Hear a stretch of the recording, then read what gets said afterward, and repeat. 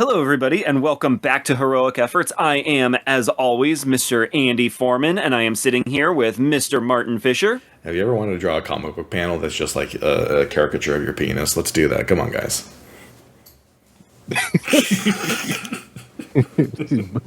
Yeah. And the other person stunned by that statement, besides me, I call it a splash page. Mr. Nick Talamante. Oh my God. Kill this guy. Kill this. Where's the rock? Kill this guy. What's up, everybody? And today you have tuned into a very special episode because we have yet again hit 12 episodes of Heroic Efforts. Our second season is complete. And in the spirit of today's subject matter, we are wrapping it up with yet another annual episode. This is not focused on any particular film or topic specifically. This is more a broader conversation, and given what we have been talking about for the last two seasons, it's only fitting that we talk about the future of the comic book industry, given that this inspires at least 80% of what we talk about on this show.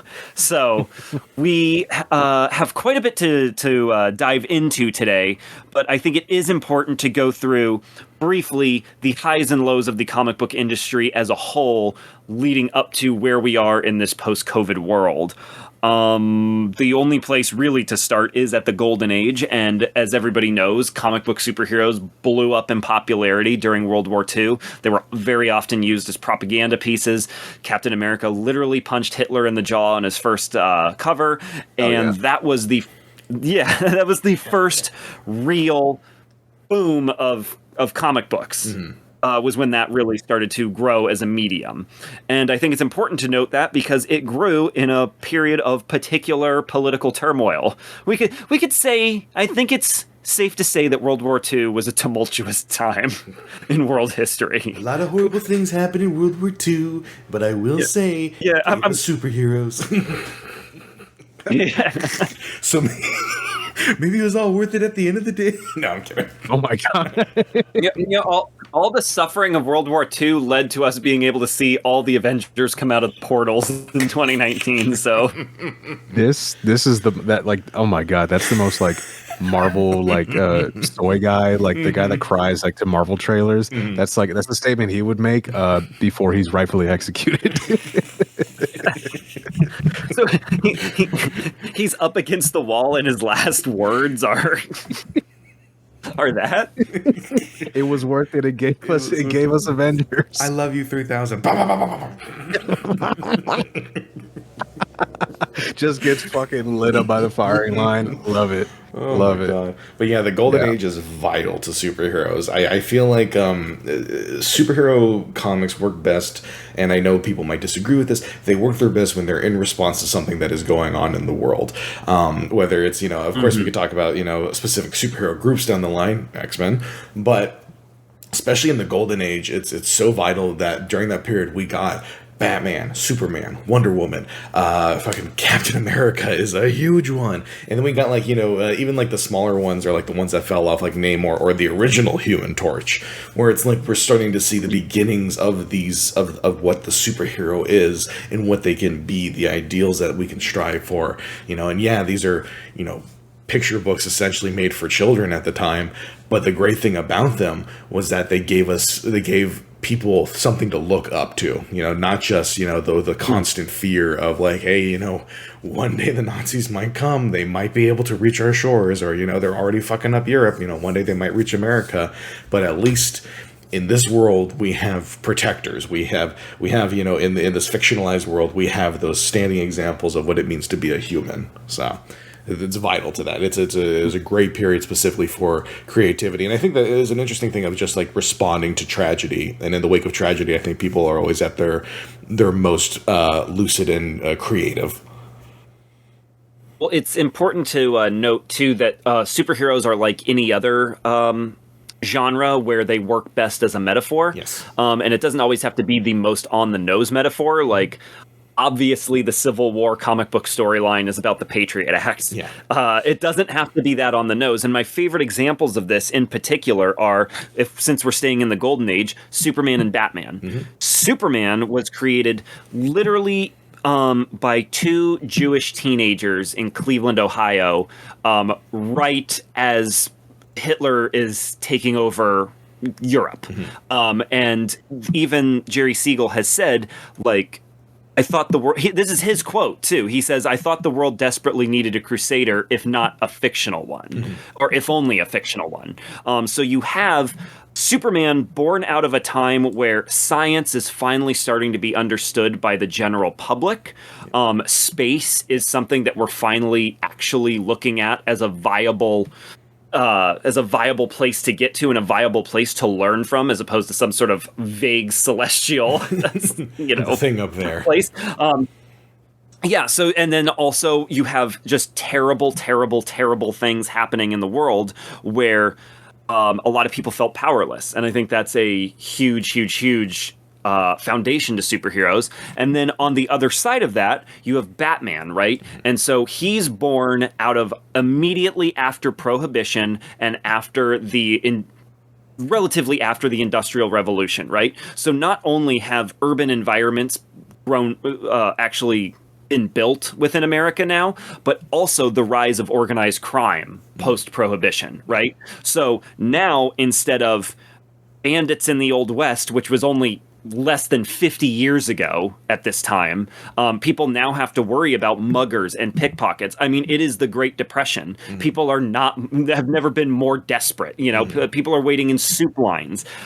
So the idea that people are now worried about urban crime for the first time, the idea that if you walk down that dark alley, there might be someone there that's going to mug you, but the shadows of that dark alley might also be there to protect you. That's the idea of Batman. And those core concepts are what make those two characters work. And I think they exist in those characters to this day. But they're a direct response of actual political and societal evolution at that time. Yeah, and you see that throughout the years. I mean, even spinning out of the Golden Age, the 50s, of course, the beginnings of the Silver Age is all about, atomic weapons or the fear of, you can look at any entertainment form in the 50s and 60s and be like, it's all sci-fi horror. It is all fear of science and the horrors it can reach. And of course, that's in response to the A-bomb going off, so. Exactly. And, if you go back to a lot of those Golden Age comics, which I do, I have Yes, you do. quite a few collections. I have the first volume of Golden Age of Marvel Comics on my shelf next to my bed right now. But those stories are obviously super crude. They're very, very, very early days. And even the greatest... Only occasionally. Yes. And if by occasionally you mean all the time, then... If you find Mickey Rooney in Yellowface was offensive, oh boy, you haven't seen anything yet. Oh, God. Crack open a classic Marvel or DC, oh boy. Oh, yeah. But yes, so... I think even the most staunch Golden Age fans will admit that they're pretty rudimentary. Yes. But one thing I have noticed, especially because I had a great time reading these as a kid, they're just pure entertainment.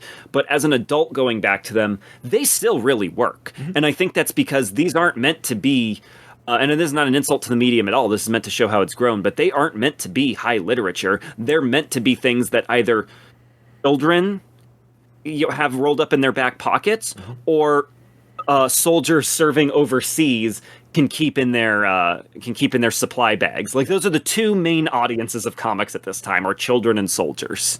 And I think that's important because out of that, they are written as pure entertainment.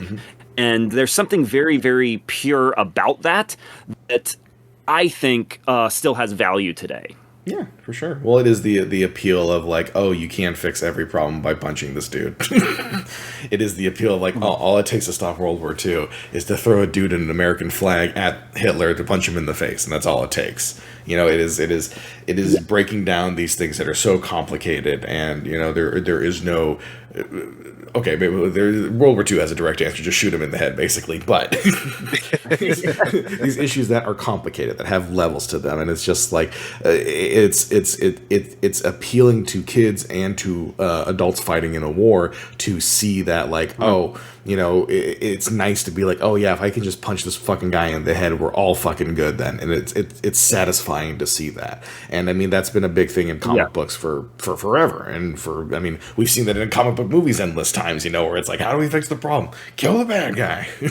Well, it's genuine escapism. That's like what I'm getting from it. It's genuine escapism, and whether or not that, you know, like, I'm not going to sit here and to say, like, you know, we've lost something special by it being, you know, the medium elevating well beyond that. But I can agree with Andy that on a base level, like, you know, the appeal, especially the initial appeal and charm of these, is just that, like anything else, it's pure entertainment, as you said. It is escapism. It is especially in the time that these stories and these books are coming out, of all the horrors of reality. It's a nice escape. Now, again, some might argue we can take that a little too far, as we'll get into as we go across the timeline. But as it stands at its inception, I think this is perfectly not only acceptable, but there is something even noble in, especially in the origins of like why these characters were created, of just having that pure escapism, having that optimism, that hope that comes from these like larger than life characters coming through and just doing the simple right thing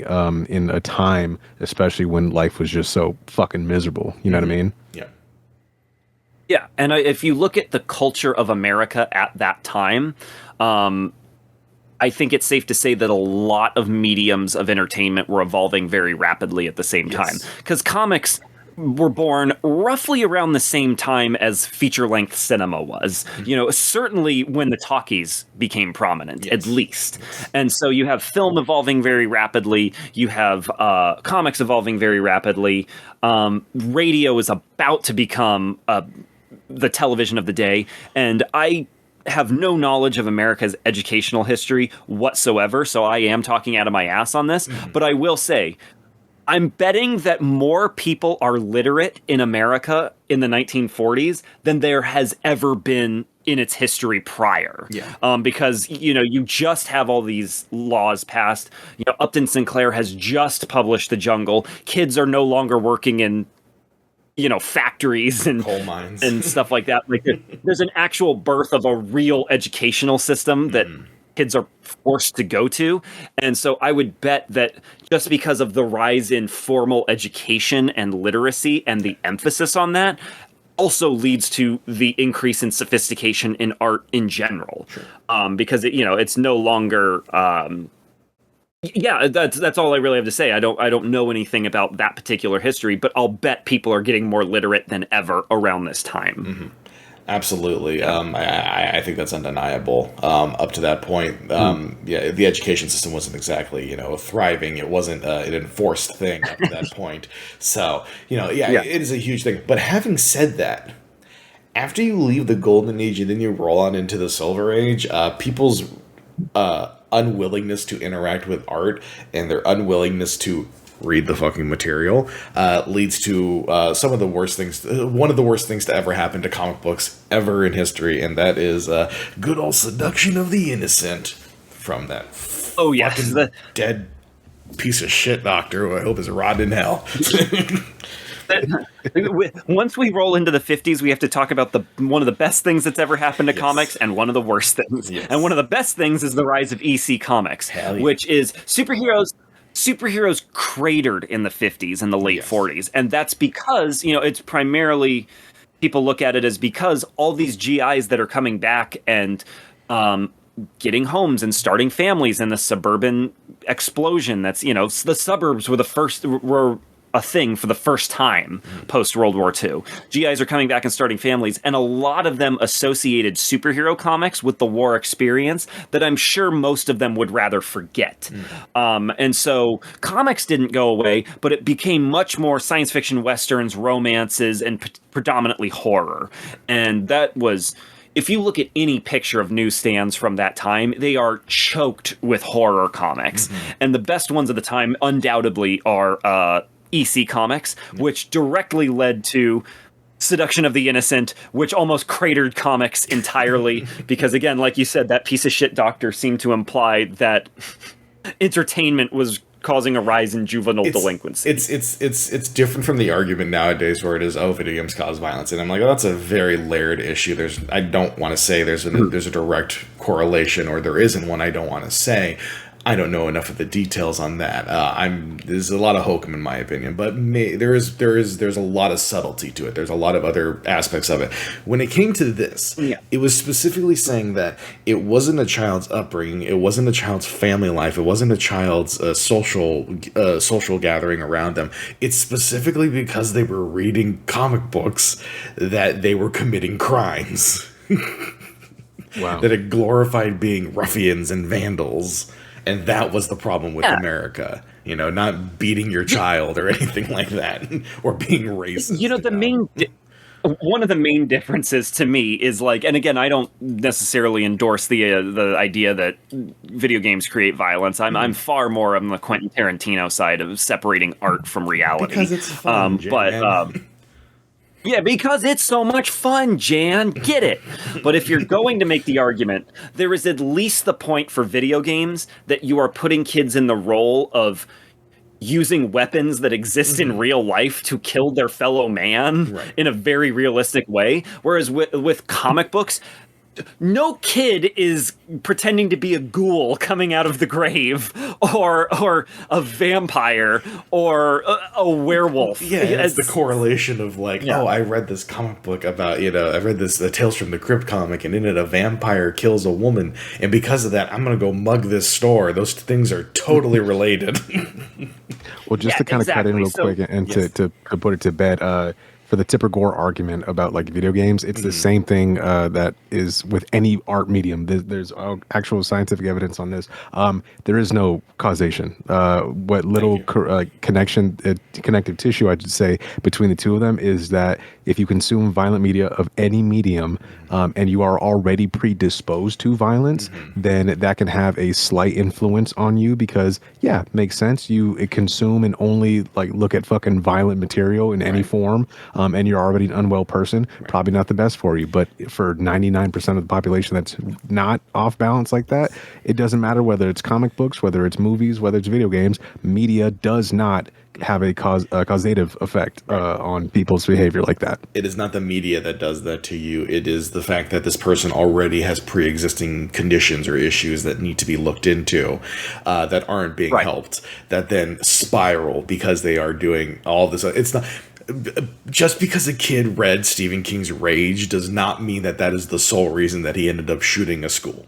You know what I mean? That's not it. And I think it's a very childlike understanding of A, how humans work, and B, how we interact with media as people, as human beings, how we consume media. Yep.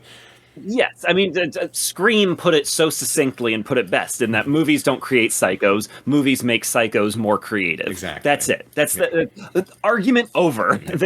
No one should have ever argued this again after that, because that's the most succinct and effective way I've ever heard it put.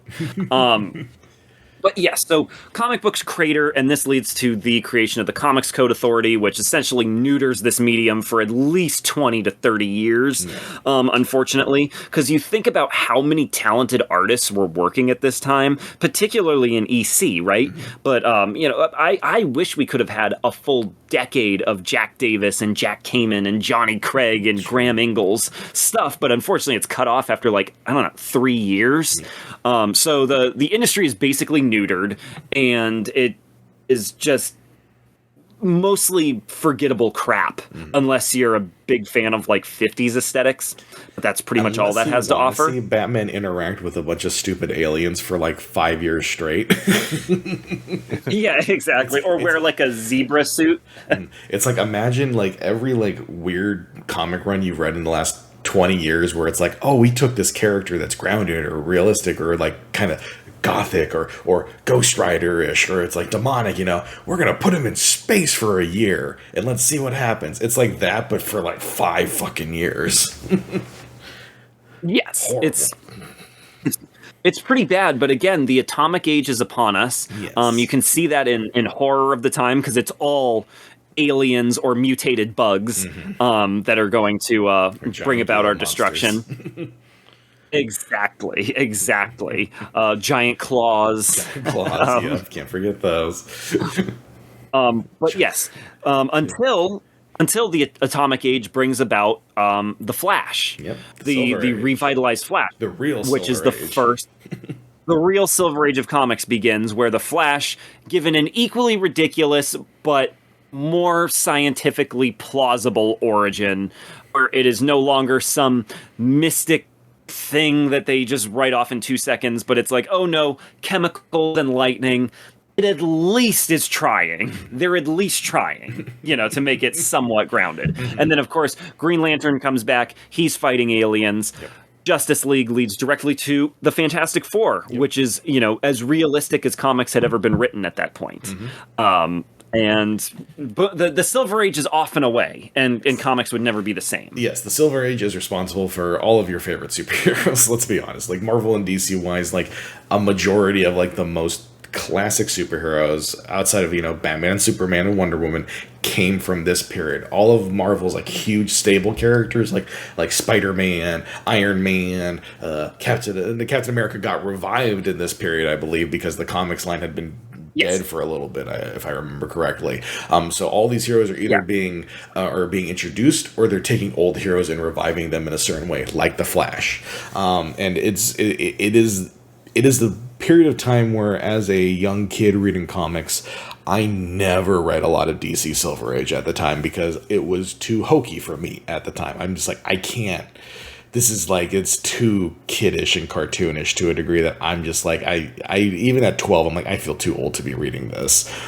Having said that, I mean, now I appreciate them, and now I can read, like, a lot of the 60s, like, actual 60s Flash and Green Lantern, Silver Age stuff, and really enjoy it. But at the time, it was great being a 12 or 13-year-old reading comics and reading, the first few years of Spider-Man, or reading the first few years of the Fantastic Four, or, even Daredevil and his horrible yellow costume.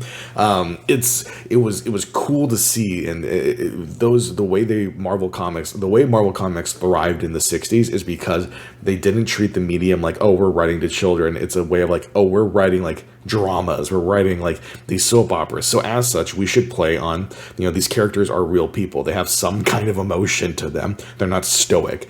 They have faults, And the Fantastic Four, literally, I reread the first issue of Fantastic Four like in the last month, and right off the bat you get, Sue's a little bit like, 60s, woman archetype, sure, but she is, she's very conflicted. Johnny's a hothead. Reed is kind of like, he is the stoic figure, but he is always kind of second guessing certain aspects of like, oh, how do I make this work? How do I make, this team work? And then Ben is just a ball of anger the whole time. And I love that, it introduced character to these characters now.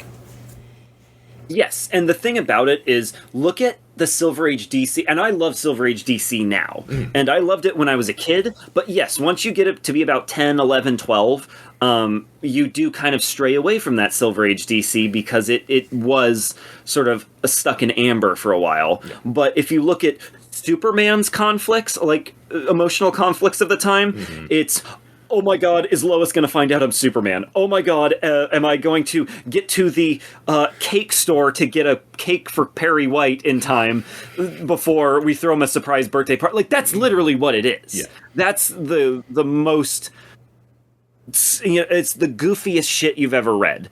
But as an adult, sort of seeing it reflected back off of when it got a little bit more adult, you realize like, oh, well, they were just throwing anything at the wall to see what sticks. And that's why I appreciate Silver Age DC now, because it's these really weird, just sort of sci-fi flights of fancy. But compare those lame-ass problems that Superman had with Spider-Man, who at least he's like, oh, Aunt May might die. She had another stroke. She's like, God damn it. Yeah, but like, oh, even like on DC covers, they'd be like, the way they try and get you is Superman is fighting like a giant gorilla on the cover, but in Spider-Man comics, they have that famous issue of Doc Ock unmasking Spider-Man in front of all of his friends and supporting characters, and they actually have that scene in the comic. Yeah. Like, the comic has a beginning, middle, and an end where they actually explore that concept of if Spider-Man was unmasked. And of course it's like a soap opera and everybody goes, why is Peter dressed up like Spider-Man? It's a complete, out, but at least it's something. Yeah, at least it's something. Yeah. So Marvel is very much leading the charge at this time. But as it goes on into the 70s and certainly the 80s, once the Bronze Age comes around, is when they both they both start to align alongside each other a little bit more, and they're running a much more tight race. Well, during the 70s, you got to see it even out a little bit more because a lot more authors over at DC, a lot more writers and illustrators were taking a little bit more of a chance on what they were doing. And I feel like part of that was that the Comics Code Authority started to be a little bit more lax. They weren't as aggressive anymore. So you could get away with doing horror comics now. You could get away with, as long as you called them like magazines instead of comics, which is such a fucking ridiculous thing, but that's how they did it. Or you know, during this period is like where you got, for DC especially, you got characters like Swamp Thing, which is, you know, my favorite. You know, you get the big swamp boy. You get Batman interacting in these like kind of like these spooky environments. You get a lot of Batman going into like gothic castles and fighting Ra's al Ghul, you know, that kind of stuff. This was that period where they were being a bit more experimental, where Superman was given actual character development and real like understandable problems and doubts, and he wasn't just, you know, oh, how am I going to bring the cake to Perry White on his birthday? That kind of shit. Like they gave these characters at DC were finally getting some more depth, except for Wonder Woman, who was becoming a spy for some reason. Baby steps. Baby steps. But I think a very important thing is when Marv Wolfman talked about this time, because it's Marv Wolfman, Len Wein, Denny O'Neil, Neil Adams, and that's just at DC. You know, that's not even to bring in like Roy Thomas or Gary Conway at Marvel. But Marv Wolfman talked about how this era, this generation of comic book writers was the first generation of comic book writers who grew up on comics and actually wanted to write comics.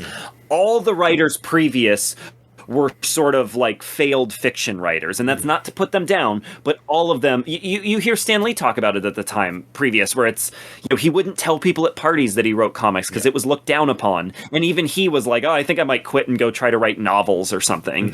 This was the first time that comic book writers came in and actually cared about stories they were telling, and that's how you get, you know, as outdated as it might be now, you have Neil Adams and Denny O'Neil's Green Lantern, Green Arrow run, where the first issue is literally them fighting a tenement owner who's trying to throw out his tenants so that he can make a supermarket.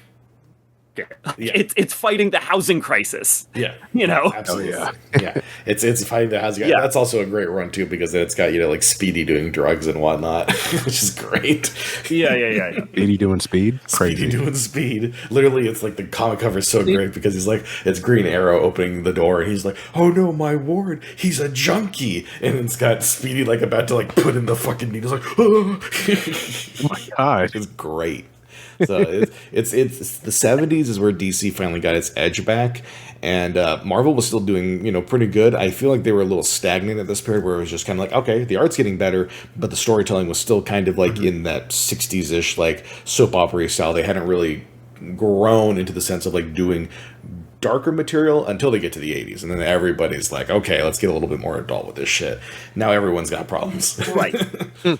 Well, in the 70s, it's important that Marvel broke a huge barrier in that they published that Harry Osborn drug addict storyline without the Comics Code. Yes. Because 100%. Retail newsstands would not accept comics if they didn't have that code on them for the longest time. And at that point, Marvel was like, well, we're so popular, they're going to take them anyway. They're not going to sell our comics. That's such a funny issue, because I believe, if I remember correctly, the idea behind it was proposed to them by like a government entity telling them like, hey, you guys should do an issue about like drug use and like why that's not cool, you know, you save the kids and all that.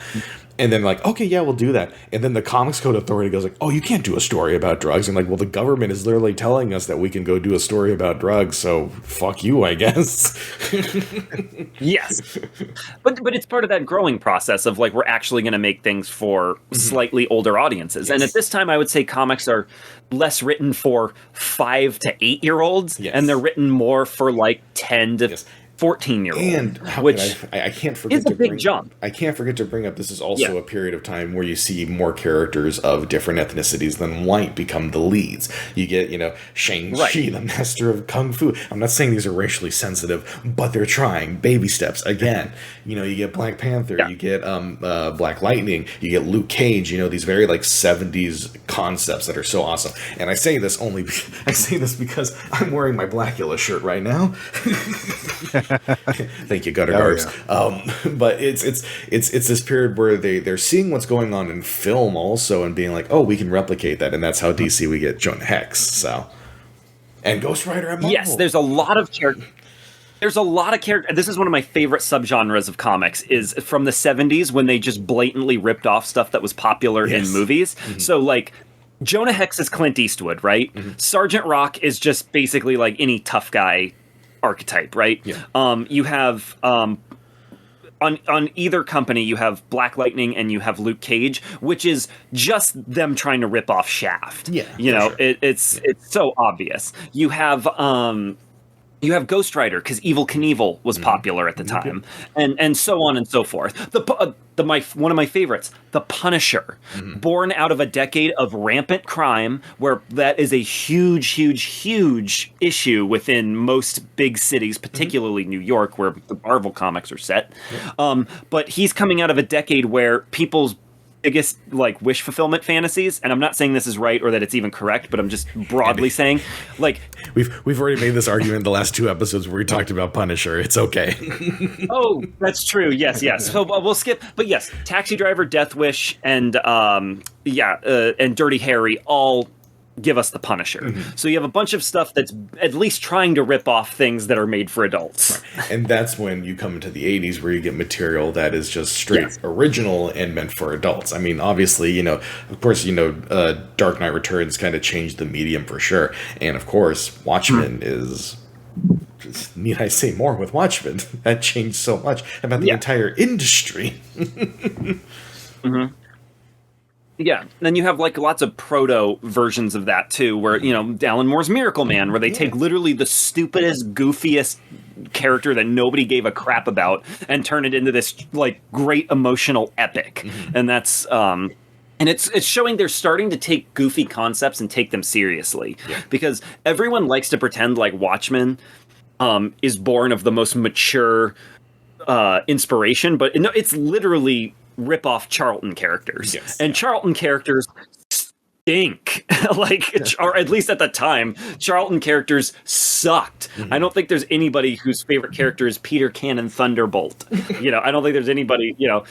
Anyway, that brings us to the 90s, which everybody knows the grittiness of the 80s leads to the extreme edginess of the 90s, which for good and bad, but that was when the collector explosion really happened in all forms of entertainment. Yes. When trading cards and Beanie Babies were insane. Comics are no different, and people are buying Spawn #1 and Death of Superman, thinking that they're going to put their kids through college. But the important thing is that Image Comics is formed, which is a huge step in the history of creators' rights, and eventually that company really started revolutionizing comics as far as the stories they were telling. Yeah, it takes a little the time first to get decade there. or so is the first decade or so is extremely well drawn, occasionally well written superhero comics. That gets us to the 2000s, where it really starts to even out, and the big two have a huge share of the market, but also Image is a very close third, and that's completely independently owned. And early in the decade is when you get, like 2003 is when The Walking Dead starts, so that's when Image starts to branch out from just the superhero stuff as well. And that kind of brings us, very, very briefly, but it brings us up to now, which is the post-pandemic world, and I think everybody is asking the question, what is physical media's, and we're going to focus primarily on comics, but what is physical media's role in a post-pandemic world? I know our opinions on it, but I guess I'll shoot for it right now. In my viewpoint, is that physical media will always be important. It'll always be vital. It is it's a necessity, in my opinion. We should never go all digital. Having said that, digital is a great way to get people interested in the material, whether it is comic books, whether it is film, whether it is television. It provides a ready access for people to start getting interested in this stuff and to be active and be like, hey, I want to read the whole Ultimate Spider-Man run. I also do not want to spend, $1,000 buying all the graphic novels together. What do I do? Well, hey, Marvel's always doing fucking sales on digital. You can buy a whole a volume of it for $3. Now, instead of $1,000, you're spending $60 or whatever, and now you have the entire Ultimate Spider-Man run on digital. And if you love it, Then eventually you can buy the physical copies. Then you can get the big fucking honking omnibuses, or just the cool collector's editions. I think that's the big thing for comics now, and I think that's the great way to get people into it. Is that nowadays, like, they need to have. I think digital is a great way to get new readership in, and it's an easier way to do it nowadays than getting someone to actually show up to a brick and mortar store. And that's the same thing with video games. That's the same thing with films now. It's very interesting where it's like there was a report at the end of 2024 essentially saying that, like, hey, what was it? Physical media for film is at its lowest grossing, but the reason it's because of that is because, yes, it's a shrinking market, but that's also because there's so many physical releases for film and television every year now. There's more every year than there was the previous year. So the money's getting spread out more over a lot of other different products. So it's not a thing of like, oh, physical media is dying because it didn't make $1 billion altogether last year in movies. It's like, that's not the reason. No, the reason is like now we have more choices than ever, which is good and bad, of course, but it's great in the sense of like, oh, like that show I watched 30 years ago finally has like an official release, and now I can actually support it. It's the same thing with comics, where it's like, I love that they're reprinting old comics too and making them readily available in physical, which is cool. I think that's a great idea. But also I think they need to work in tandem with each other. Digital should never completely replace physical. Physical should never be the only choice you have, where it's like, okay, cool, the only way I can ever watch this movie is spending $30 because there's no video stores anymore. Yeah, I completely agree, and this is I'll really jump into the conversation here. Completely agree with everything that Marty said there in regards to just physical media and its relationship with digital. And that I was thinking about maybe saving this for later in the conversation, but this is just a decent enough segue into it. I completely agree in the sense that that's how I got into comics. I was never one, unlike these fine gentlemen here, I was never one to collect comics back in the day and read them. But as I kind of got into like my teenage years, I started getting more interested in them, and digital was the only way that I could afford to actually experience these stories and these characters. And so I remember buying a couple online, not buying them and having other ways of getting them and looking up and reading these stories. And if I didn't have that, if I didn't have that ease of access to be able to read these comics, I don't think I would have been in the position I am today, which is someone who has a pretty decent collection of physical comic books and graphic novels now. And as someone who, especially now at this point in my life, is a huge proponent of physical media, as I'm sure all three of us are here. The main point that I kind of want to get at, though, is twofold. One, I think that in terms of its relationship with digital, ideally it's exactly what Marty had said. You want to have that them working in tandem, where digital is not overtaking physical. We don't end up in the unfortunately very possible future, certainly the one that a lot of like the big publishers and distributors and people that really hold the money when it comes to like these mediums, whether it's film, video games, or comics. Unfortunately, a lot of those big players want to have a monopoly, or at least a stranglehold on how we access this art and these stories, and that's through subscription models. Excuse me, because the money in the market, just the way that the economy works for producing, again, whether it's video games, films, or comics, very different industries, very similar economic forces that are moving them, in that they are not making the same kind of money if they were back in their heyday of like the 80s and the 90s. So all these big distributors and publishers have moved to a subscription model because that's the most that they can extract for as little as possible. They don't have to worry about spending money on physical prints or the collectibles or all the extra work that goes into a worthwhile physical purchase. The overall value is interesting because the way that people value certain products, and let's just stick with comic books here, like me as a sicko, I'm willing to spend the good money on like a nice, omnibus and omnibussy, if you will. I'm willing to spend the money on that, but it has to be worth it. This has to be some good omnibussy. You know what I mean? Because if it's just like a cheap, if the just like omnibussy's a little sloppy and falling apart, you don't want it. You're like, yeah, exactly. It looks like 50 people just read through this in a week. Yeah. You want an omnibussy with some nice tight binding. Yeah, like You want to hear that shit crackle when you open. exactly. You want to smell that paper when you peel off that plastic. Oh, that's the omnibussy I know and love. You get your nose right in it. But yeah, no, but like I'm being serious. Like for me to spend that on there, it has to be kind of a worthwhile purchase. Like I'm getting, especially the older I get, and the more I kind of hold value to like my dollar, I'm kind of looking at this shit where I'm like, if I just see like a rinky dink, like, you know, cheaply made cover, and the cover art's not that good, it's just not an appealing product to me, then I'm like really not going to be interested in spending money on it. Film, I think, is a slightly better example, where I think, you know, if something's like a Criterion collection, like that's a really solid release, or, you know, or when Arrow really puts in the work for a release, like it's a nice box set. There's good features on it. I have more value on it. People nowadays expect, you know, they want to make sure that as this physical medium, as it seems like it's shrinking in a way, you're gonna have to make these value judgments with your wallet a lot, you know, more consideration. And so that's Yes. why I think, again, it is important that we do not allow those that hold the IP rights and want you to move over and own nothing and be happy about it, to have this purely digital format where you can't access it, you don't actually own anything, it's all contingent on your subscription and a digital license that they can revoke at any time. You want to make sure you have those physical ownership of whatever comic it is. If it's something you care about, you should own it physically.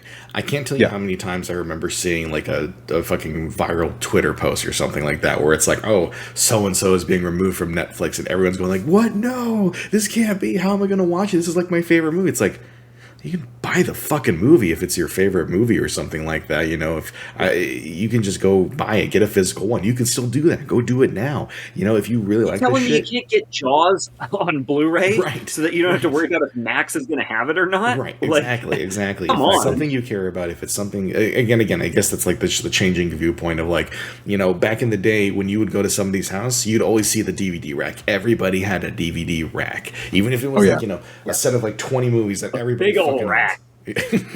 Big old rack. Your Omnibussy in the big old DVD rack. Oh man, it was just hanging out there. Just hanging out there. But the thing is, like, everybody had like a DVD copy of fucking Titanic or whatever, or they had Spider-Man. You know, everybody had that rack. Every fucking family did. We all remember that.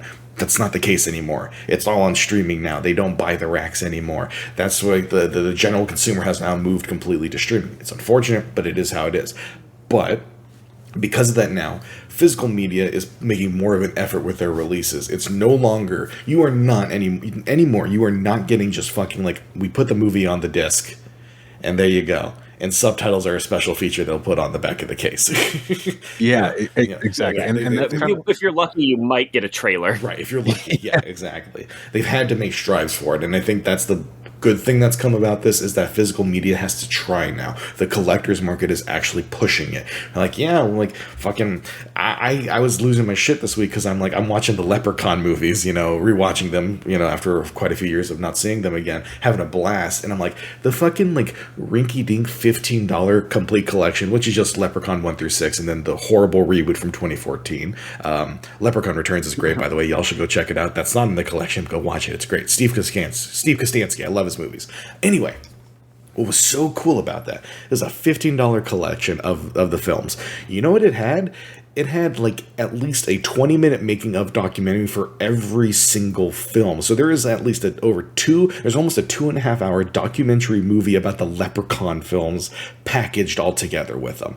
That's fucking cool. And that was 10 years ago when that collection came out. They were trying shit like that. Now it's like everything's like that. I can get, you know, an hour and a half making of on Ghost Ship, for God's sake. You know, like that's fucking cool. I love that they're trying, that they have been trying. And the last 10 years they realized like, oh shit, like we need to put effort in this now.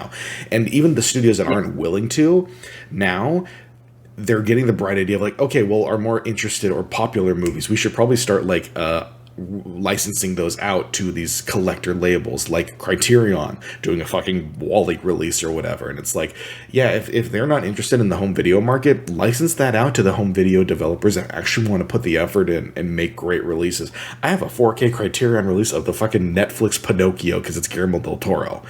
That's fucking cool. I'm happy I have that, you know, and they're putting the effort in. Yeah. They're making it worth your purchase now. That's what they need to do. And you know what? It's a travesty. I haven't seen Killers of the Flower Moon since I saw it in the theaters Yeah. because it's not fucking available anywhere, and I'm not getting another streaming service. Yep. So if it was on Criterion, I'd have it already. I would have had that shit on pre-order. Yep. It's just, and to me, as far as I go as a collector, and you guys know me very well. You know what my room looks like. I don't think it exists until I'm holding it in my hands. I don't. To me, it's like the Daredevil show, as good as it is, it doesn't exist. Because, I don't have a full box set Blu-ray. Yes, I know, season 2 got put out on Blu-ray in, 2017, but my point still stands. The later seasons of Fargo, as good as they are, don't exist to me in that way because I don't have them. Yep.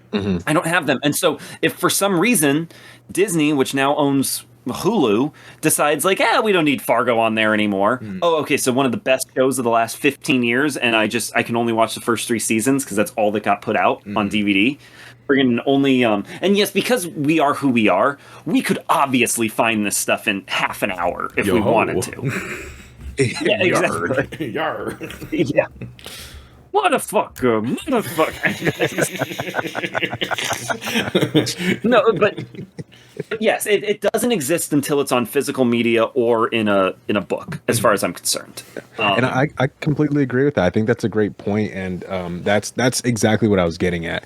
All jokes aside, when I was talking about the omnibusy thing, the main point I want to get at with that is that not only do you have to be more considerate about what you buy, but more importantly, it's to have it.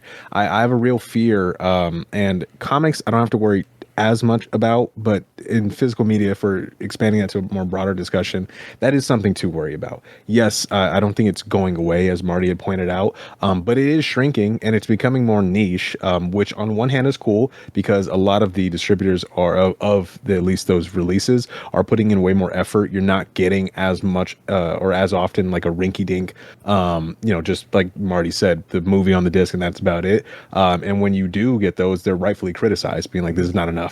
They're rightfully criticized, or they're only $5. Yeah, exactly. And, which is, I think, is good because people are making the right decision about hey, this is not worth it. You know what I mean?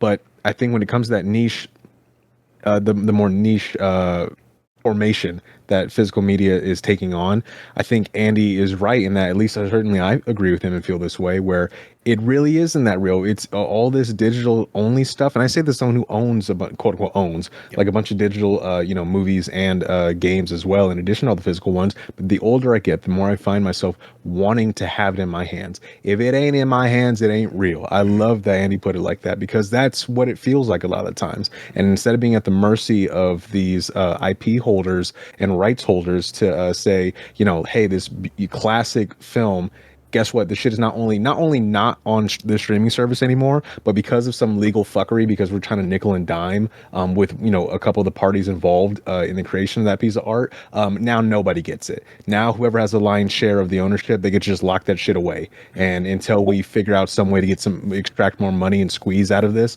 nobody gets to fucking see it. And I just don't. I don't really like that. That's the direction a lot is going in.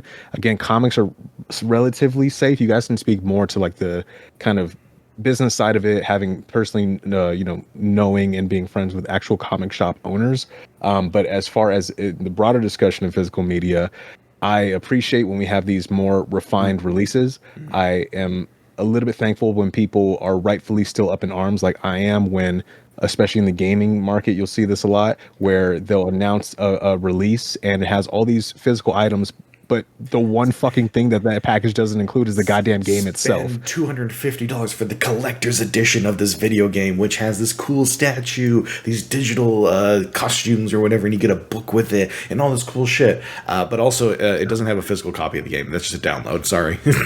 Baffling. Absolutely fucking baffling.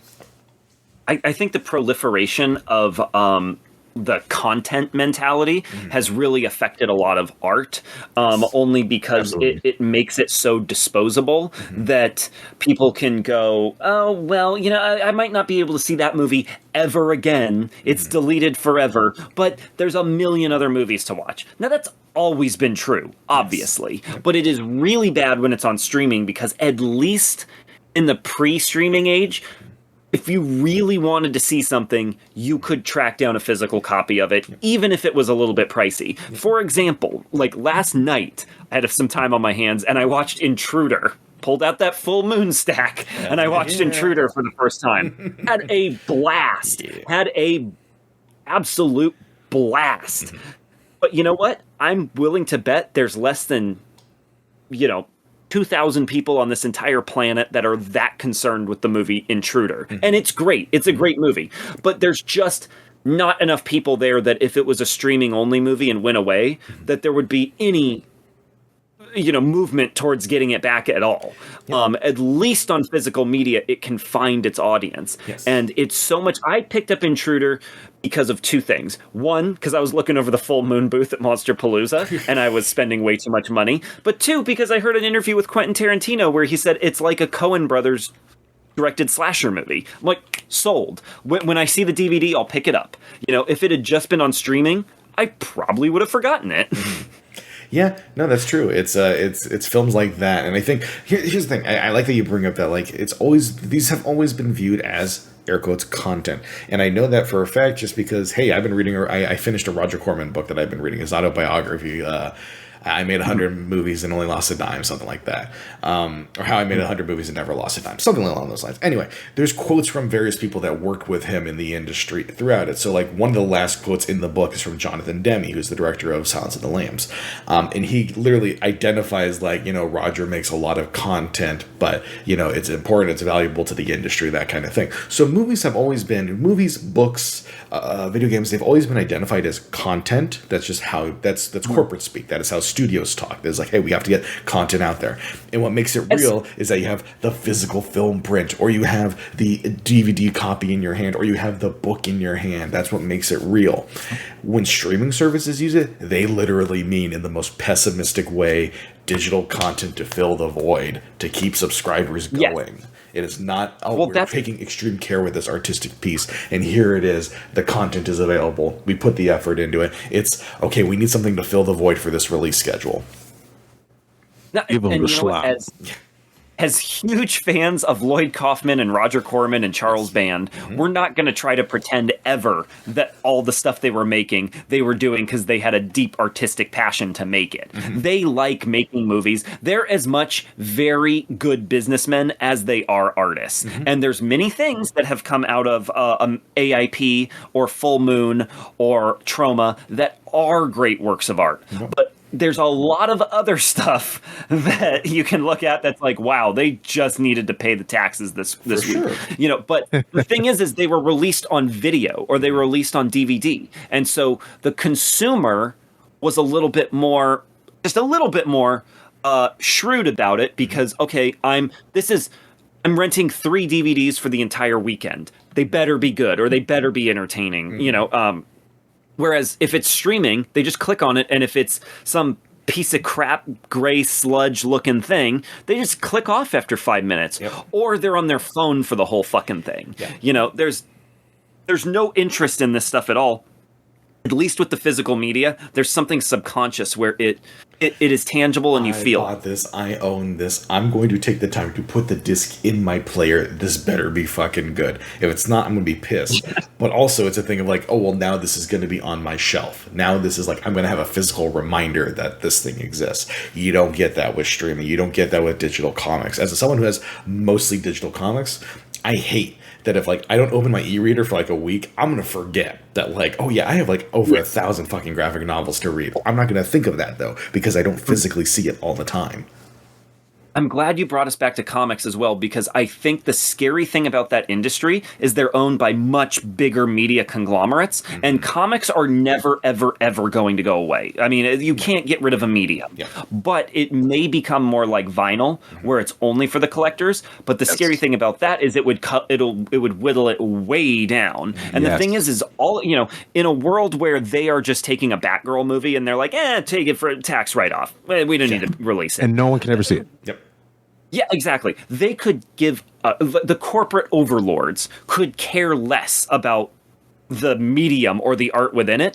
All it takes is comics operating at a loss for a certain amount of time before they're like, okay, we're only publishing Batman, or we'll just publish, an OGN every year or something like that. And if you're someone who goes like, oh, they would never do that, I want you to remember there was a period of time where Marvel completely canceled all Fantastic Four comics. You could not read a new Fantastic Four comic for years, for no other great reason than, we don't own the film rights to those anymore. Let's not advertise for another company. You don't think if they're going to be like, oh, we're in the net negative by $10 on this, fucking end it. You don't think that's going to happen? Yeah. You're a fool.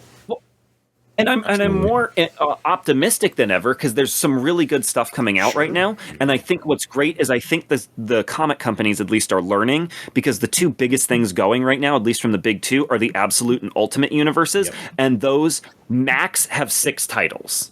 And they're all really good. I mean, some of the Absolutes haven't been released yet, so it remains to be seen, but they all look really good. But, they didn't put out the Ultimate line and go, we're putting out 24 Ultimate comic books. Yes. And there's going to be Ultimate Spider-Man all the way down to Ultimate Western Ghost Rider. Ongoings, yeah. And they're all ongoing, yeah, which is the big problem with all new, all different Marvel, New 52, even to a certain extent Rebirth, which was much more successful and also much better. But all this that was the big issue of the 2010s, and that's the thing that almost sank the industry. Content The streaming mindset, the content mindset of Yes. if you flood the market with it, they're going to be loyal to the brand, and they're going to read everything, they're going to buy everything, and that's not what happens. What happens is you release 50 X-Men titles a year, and nobody reads them, or they read 3 of them, where they'll pick their 2 favorites that they actually are interested in, and then all that other shit is just going to be filling up warehouses, and you're losing money because you're printing all this stuff, or you're storing up digital space for it if you want to be pessimistic and be streaming only. But also, you're losing out on that. You're not creating new fans for a medium and a business that is already, we just said, is wavering. It's wavering. It's a business that needs new younger fans. It's a business that needs them, because if you just appeal to the guys that are now in their 40s or 50s, because we released 60 X-Men comics and they love the X-Men, it's going to be unappealing, and the new reader's not going to be interested. I got in, and I know this is ironic, but I got into modern DC through New 52 just because it was sold to me as, oh, this is a refresh point. This is a whole new starting point. Exactly. If you're a new reader, you can hop on. And then I pick and choose what I wanted to read. And of course, some of the stuff I wanted to read got canceled real fast, and some of the stuff didn't. But it's the name of the game. But that's the great thing about Absolute, is that you get 6 titles right now, and that's just the opening. But it's a whole new world for these DC characters, for people to restart on, get a new vision, a new artistic interpretation of these characters.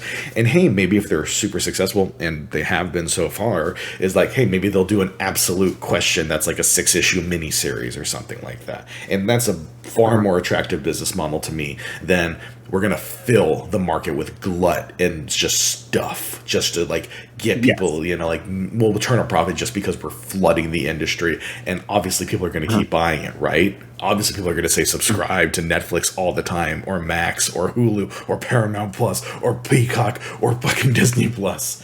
It's never going to go down. Yes. Exactly. I'm so glad you brought up that point. That's such a good, really specific area to drill down on in this discussion, because it's ironic in that these streamers especially, but you can extend this to all the conglomerates, in their attempt to go with that strategy of flooding the market, of inundating the market with all this content, just the slopification of things and just having all this out there. In the short term, that is what their mentality is, of oh, if we keep pumping out content, that's more stuff for people to consume. And when they do that, that equals, more subscribers, right? When in reality, and this is the point I really want to hit, if for me in particular, it's overwhelming. Yeah. And not only does that strategy turn off people like me, like it did, where I'm like, there's just too much shit coming out. I didn't really get into comics. I had, started when I was a teenager a little bit through digital, but when I try to jump into, especially in the 2010s, like Marty said, jump into like where they were at, I was completely put off. I was like, fuck this shit, dude. There's too much going on here. I can't keep up with none of this. This is a fucking job. And that's why I also fell off of the Marvel like Netflix show and the movie and the MCU as a whole. I was like, I'm not keeping up with all this fucking content, dude. I'm not watching 6 seasons of a goddamn show just to watch the next fucking movie. You know what I mean? It was too much. So it has this ironic effect of when they go with that strategy of turning off new people, which is the lifeblood to keep, these mediums of these industries sustained. And at a certain point, you burn out your existing audience. There's only so much that soy facing Marvel guy can, take before even he's like, I'm too full. This is too much slop. No more, please. You know what I mean? Before you're even the losing Marvels is before the Marvels starts flopping, or Captain America 4 starts flopping, or these shows nobody's watching them, And here's a big thing too, is like in the last couple of months, last year or so, I have become extremely addicted to comic book shows and comic book sales and comic book store like blowout sales, and I will walk out of these things with stacks that are this high of comics from all different eras. And I've been buying more Silver Age and Bronze Age stuff because, when you go to a sale that's 75% off, I'm not paying $6 an issue. I'm paying $1 an issue or whatever. So like I have been just for fun before bed reading random issues. I'm doing it exactly how I got into it as a kid, which is if the cover appeals to me, I'll buy it and I'll read it. I'm not going to worry if it's part of a run or this is my before bed reading. And I'm having so much fun. Literally just yesterday, I read a Norm Breyfogle Batman comic with him and Robin, and it's Robin's first night out, and they solve a couple of crimes. And yes, there's some story arcs that moved along in there, but it's a full story with a beginning, middle, and an end. And that is so satisfying. The comics now are, we'll get to comics immediately now, but comics recently have been a lot like the Netflix shows on that Nick just described, where you're like, holy shit, that whole episode was just people in a diner. And it wasn't particularly interesting. This ain't like the... this ain't like a great little vignette. This is just like what should be one scene has been stretched out to this entire episode or chapter. And that is frustrating because you're not going to get kids just picking something up off the rack and going like, that was a fun Batman adventure. I want to find out what happens to Robin's dad next. This is the filling the content void of not that like, oh, I wrote this to be 12 issues long and that's where the storyline will end and then maybe we'll do a sequel one. No, this is, we have to fill up 12 issues. How are we going to do it? We have to fill 13 episodes. How are we going to do it? We'll make an episode of a diner and that'll save us money on the future episode where we're going to have more action sequences. I was so happy when Creature Commandos was, I think, 7 episodes, because no television seasons are 7 episodes. Yes. But that was clearly as much story as James Gunn had to tell, and he didn't do any less or any more to get it to 6 or 8 or 10. Yep. He just did. There's 7 episodes, and it's and beginning, middle, and an end. You're not going to need to watch Creature Commandos to enjoy Superman. So, and each of those episodes is satisfying in and of itself. Yes. A big example of that. That I always go to is The Sopranos, because every episode, yes, that's an ongoing story, and you can't really jump in just in the middle of a season. Like, you kind of do have to watch from the beginning, but every episode is like a little movie in and of itself, with themes and a beginning, middle, and an end, and well, I like the example of Sopranos because it is a thing of just like, every episode there is an overarching narrative for a season, but then each episode still has a compact story that is like the whole lifeblood of the episode, but then you have like the veins of the overarching narrative going through it, and that's the way you should be handling this. But anyway, that's like, it's a whole other thing at that point. That's the structure and whatnot, but it is, I think, the overall argument of like content. But the structure is broken. Yes, exactly. The structure of content is broken. That's why, these Netflix shows, you're like, holy shit, they were just sitting in a diner this entire time. Like, and you're sitting there, you're like, wait, did Luke Cage stand by the side of this lake talking to Rosario Dawson for the last 35 minutes? Like, how long is this going to go on? You know, did Iron Fist stand on this roof for the whole episode? But I love to point out, because again, this is the issue with comics have this issue, big time television has this issue, where it's just thing of like, it's the content glut. Like I can't tell you how many fucking shows on like Netflix I am interested in and I do want to check out, but then I open it and I just see the fucking glut of everything. I'm like, I'll get to it eventually. And that's the bane of enjoying media, is going, I'll get to it eventually, because I'm put off by how much they're throwing at me right in my face. And maybe that's the benefit of physical media, is you know what you're getting because you bought it. You're like, okay, I bought a 2-hour movie. Cool, I want to go take this home with me now. And this is mine forever, for as long as the disc lasts. And I don't scratch it or break it in half, so... I completely agree. And one thing that I think is important that you pointed out there is, like, you know, holy shit, they've been sitting at a diner this whole time. Like, that's the problem with like the slapification of all of these, you know, either shows or comics or anything like that, is they're doing the fucking Dragon Ball Z strategy, where it's like, how many fucking episodes can we just have them standing there powering up, you know, the spirit bomb? You know, how many fucking episodes do you need to get to the point? And that's, to go to Marty's point, that's why for me, when it comes to like physical collection of comics, and I tell the boys this all the time, like, I want to check out a lot of stuff, but if it doesn't have like a complete physical run, I have no interest. I'm going to be so real. Like, you know, like, that's why I buy the hardcover omnibuses, because one, I like having something to physically see and display on my bookshelf. It's a nice collectible, you know, that I can show off. But more importantly, it's a complete story. Like, it's done. I don't have to worry about, like, holy shit, is this run gonna release over the course of 3 fucking years and I have to like collect every single one? No, fuck that. I can just have one book and I know where it ends, and as I'm getting closer to the end, I'm like, cool, I'm actually progressing. I'm not just waiting on the next season. Yeah, and to keep, you know, our ongoing every episode, I have to mention Todd McFarlane at some point. Earlier today, Andy sold me on this whole thing of, like, apparently they've been reprinting a lot of Spawn stuff, and it's like, I have no interest in Spawn, to the degree of, like, I don't really care about the character. Tom McFarlane's writing is hit or miss for me. I don't really want to see, outside of like the first year or two, I'm not really interested. But then he goes, oh, well, they just reprinted the Sam and Twitch series, which is 26 issues. It's in 2 books right now. You can buy them right now for like $50. You get the whole series, essentially. Or then like Hellspawn, which was like a 16-issue series, is coming out in a full compendium release for like $30. Same with Spawn the Dark Ages. So it's like these like side material things where I'm like, I'm interested in that and I'll read that, and they're coming out in a physical version that makes me as a new reader want to check it out, because the complete run is right there in one book.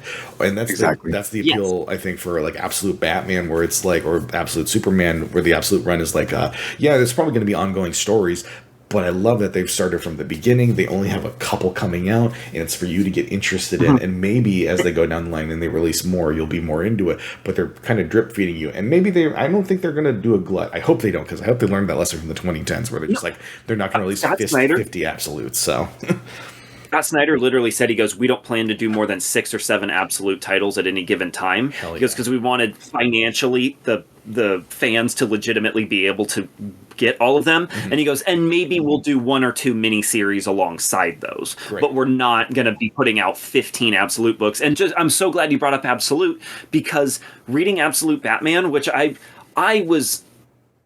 admit, I was very on the fence with the Absolute stuff, because I'm like, do I want to try another new universe? Like, yeah, Ultimate Spider-Man was good, but I picked up Absolute Batman because the hype was so high. I'll admit it. I got it because of the hype. But I read it. Not only is it excellent, I was shocked that at least the first issue of Absolute Batman has a beginning, a middle, and an end. There's an actual end to the little mini adventure of the first issue. And I'm like, if anything is going to hook new readers, it's going to be this, because they had a satisfying experience. Yes, 100%. Yeah. And that's the future. It didn't end with him putting on the cowl. Right. You know? Yeah. that's the future of the industry, going into like the mid 2010s into the 2030s. That's a weird statement to say, 2030s. Oh God. And I think that's what's going to help superheroes maintain and even out, is, you know, being more open to newer folk to watch. Because I can't even tell you, like, remember even in the mid 2010s, you started to see it where people were like by the time Civil War came out, where it's just like, oh, to watch Captain America 3, I have to have seen seen all these Avengers movies and then the Iron Man movies to kind of really understand everything that's going on. I'm not going to do that because I'm like a 50-year-old dad or like a 70-year-old grandmother. Like, I'm not going to do that. It's the same thing where it's like you need to keep people interested, and the way to do that is to not make it into homework. And I think they've learned their lesson, and I think DC absolutely learned that lesson with their films and with their comics. Absolutely. Marvel's learned that lesson with the comics. I'm thinking they're going to learn that lesson with the films, maybe after we get through this Avengers Doomsday bullshit, maybe. Oh, God. Maybe No, they'll figure it out by then. Who knows? But I think the tide is turning, and they're starting to realize, like, okay, we can't fucking flood the market anymore because it didn't work. When we dropped 7 superhero movies in a year, half of them bomb. So maybe we need to change our focus, and now it's like absolute DC, Ultimate Marvel is the comics, and that's the lines that I'm interested in as a reader. I'm going to want to read those. Same. And I'm so glad Nick brought up the idea of having it all in one volume. And then also, Martin, I'm sorry, it's very late. Martin, when you brought up bringing in new readers, because I think they've met in the middle of both of those demands with DC's compact comics. Yes, those are great. The Marvel little, I forget what they're called, but the little mini ones where they're doing Born Again or the Winter Soldier or whatever. The manga-shaped ones, right? Yeah. The little ones, yes. And what I love about it is, I mean, manga is bigger than any of this, is the thing. Go to any Barnes & Noble, and it's mostly manga. Yes, Manga is huge, but you also know why manga is huge. I'm not going to talk about the content. I'm just going to talk about, like, the business side of it. You know why it's huge? Because those volumes are cheap. Yep. And they are something you can put in your backpack when you're going to school, and you can read a couple of pages, and it's meant for easy or like for efficient reading. And kids can afford it. Yes, and I can tell you, as a kid that read comics and manga at the same time, I can tell you right now, when I was like 13 or 14, I never bought single issues because I'm like, well, it's like $4 or $5 for 22 pages, and I look over at manga, and I'm like, now it's like 10, but at the time it was like $8. I'm like, well, for $8 I can get like 200 pages of material, and and it's got an overarching story that I'm interested in because I read volume 1 and volume 2, I'll get volume 3 now, that kind of stuff. So it's got an overarching narrative, and that's kind of the difference too, is that manga is always an overarching narrative. That's the whole structure of it, is one big story, as opposed to comics where they're always like smaller stories, or they'll have an overarching narrative that has veins going through the main storyline, or the little stories that come up. So that's the big deal of manga, of course, is the price difference. Absolutely. And to kind of go, sorry, just to tee off that point, like what goes into that for mangas is that they're often sold, at least when you get the quote unquote like an individual manga, they're sold in volumes. So even though you'll see on the spine it says like 1, 2, 3, it's numbered, it's part of a story obviously, but those are usually broken up into volumes, so you're getting a lot more chapters in one, whereas comics can be sold as like single issues.